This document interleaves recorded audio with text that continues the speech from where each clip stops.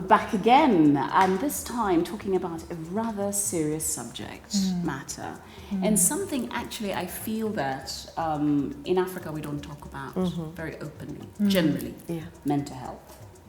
I remember in the late 90s moving to Switzerland, nobody prepared me that it was going to get dark at 3 in the afternoon.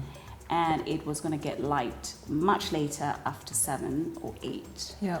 Those short hours of light, and nobody prepared me that I would be unhappy. That's so true. I would be depressed. And the confusion in my system and in my mind, why am I so sad? And what does this actually mean? And it only took me talking to someone who'd been through that, and I realized, my goodness, and now more than ever we're seeing young kids across the African continent contending or even attempting suicide or even actually killing themselves because of mental health dynamics. Do you feel that, this is a conversation that we haven't had openly?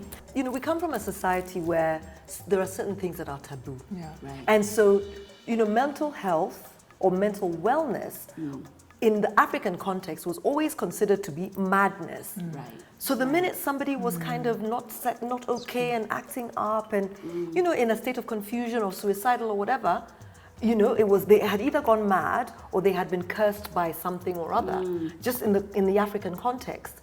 And so unfortunately, even though of course we've modernized and, over the years, sort of our cultures have kind of evolved and there's quite a fusion of African and maybe more contemporary culture, it's still something that is not as openly talked about. It's talked about a lot more with the younger people, but not enough. Do you know what? You just remind me of 4 years ago when I moved to Nairobi. Some friends were kind enough to invite me to a women's event, they called it. At the end of it, I was just sipping on my final champagne of the beautiful evening, and a young girl walks up, I'd say early 20s, and she shared that she's depressed. And there was a little bit of just a silence, because we didn't expect her to talk, because there was us oldies that were talking, 30s, 40s. Right. So this was somebody's 20-year-old daughter. And she said, and she was so cool and fresh, and she's like, this is it. There are days when I just cannot wake up. There are days when everyone is like, but you're so, you were at this amazing school in New York. She was here for the summer. And your parents have money and you're from an upper class family, whatever she was. She's like, yeah, but depression is chemical. And just seeing her break it down in a way that, we could all understand, in a way that was just like, look, this is how it looks like. I was pleased to see it out in a forum like that. And what I like about that is she found a safe space to talk about it, because a lot of times a lot of young women, young men do not know when to have a conversation. They don't know what is the safe space. And sometimes, and I'm beginning to see it a lot with some of my, my family members, because I can see little posts on social media, maybe an Instagram post or a Facebook post, just saying something, and you're kind of reading between, you're like, ooh, something is not quite right. And maybe they don't know when to find that safe space, and something has triggered it. And talking of triggers, do you think that there are like some triggers that trigger that dynamic, or that triggers something or that has triggered, or people about that mental health space? I think there's two ways. I'd look at it in two ways. One is that there are certain things that could trigger it based on experiences you've had. But there are also certain experiences that can lead you into that situation. So, you can find yourself, in a situation. So I've experienced workplace bullying, and it's a very ugly thing. And this is where people just gang up against you or attack you for whatever reason, where, it will affect your mental wellness because you're being mistreated. Absolutely. And that's not okay. Or you could be in a situation where you've gone through something, maybe it's childhood. Something that's happened in childhood, and there are certain triggers that bring back those emotions of despair and so on and so forth. So I think it's so important to understand what your triggers are. One of my triggers for putting me in a bad emotional space Yes. is negative people. And so I do not accommodate the negativity. Now, other people, it may be around, you know, we're talking earlier on about consumerism. Right. You know, where you're in, you know, it's about keeping up with the Joneses, or you want to just buy, or maybe you're not feeling settled. For every day. Yes. Exactly. You know, it's important to just understand what are the things that trigger you and make you feel unhappy or depressed or in a situation of despair. Right. Yeah, you know, And then how do you work around that or avoid that or get help for that? Absolutely. You Do you know? think, Micheline, I mean, in terms of, is there like an intergenerational element here as well? Yeah. Like, you know, we were not so exposed when we were, 12, 13 to the social media that our children, let alone nieces and nephews, are getting exposed to at this time. Absolutely. Yeah. You know what?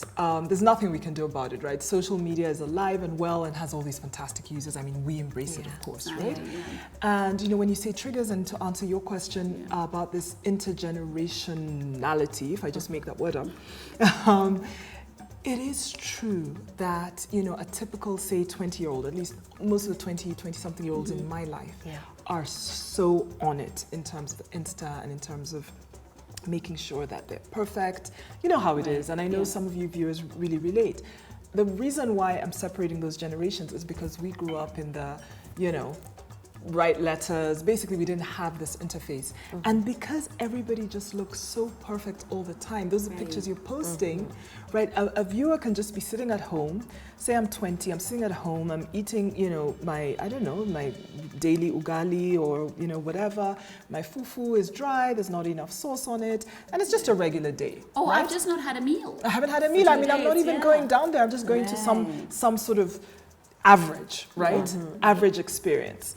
And I'm on my phone, and one of my friends who I thought was my bestie is hanging out with some other girls, is wearing her most amazing outfits, is posing somewhere, and, you know, and I've heard from them, it puts them into a, you know, into this rabbit hole, into this depressing thought of, first of all, why didn't you call me, and wow, you're having such a good time, and here I am with and why am I not included? You know, why aren't I included? And I thought you were my best friend, but you said hashtag BFF with somebody else, and you know, it's so easy for us to just, you know, poo-poo that and be like, oh, just get over it, guys. You know, don't live in this fake world. But the truth is, that is the world right now. That is the real world. Yeah. You know? And you touch on something that's actually quite fundamental, the element of overthinking. And I think for me, that's where I've really tried to help a lot of young people to talk about it, because a lot of people are not living in the now, in the here and now. Exactly. And I remember, you know, a colleague of mine was so worked up when he was talking about his daughter. She's like, oh, she's so upset because the boyfriend didn't respond to her WhatsApp.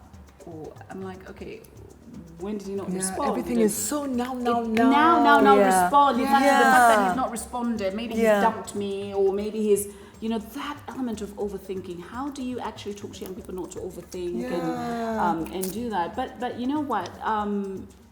There must be something that you've read, or, you know, something that you've seen recently that's really begun to sort of figure out a way in which you can help people within your community or yourself. Think through that.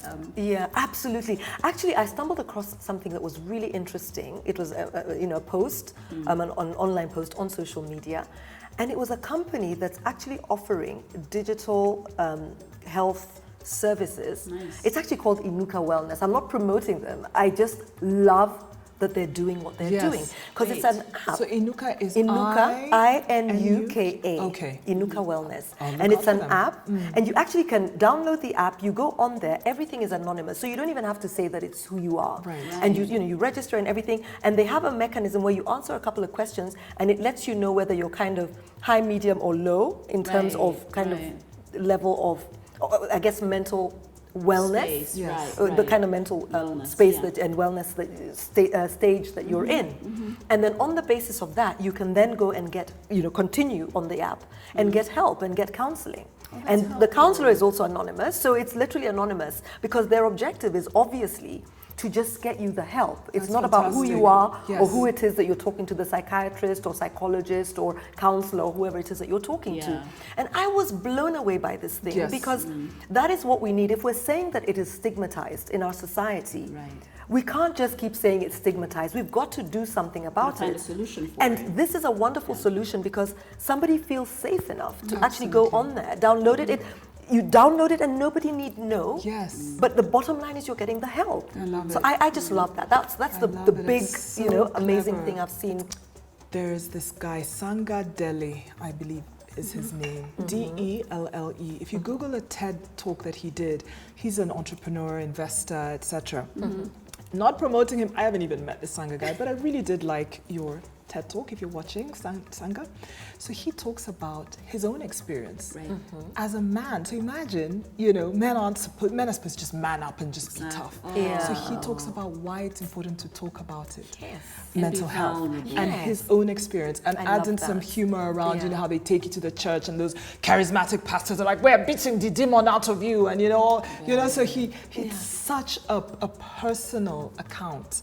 So if you can watch that, TED talk, please do. As a mother of a son, I just feel that we need to educate our sons to be vulnerable, to learn to be vulnerable. And one of the things that I've been really talking about is it's okay to cry. I tell my 5-year-old, it's okay to cry, it's okay to be upset, it's okay to be sad. Absolutely. And I've been reading this book by a guy called Matt Haig, H-A-I-G. I follow him on Twitter.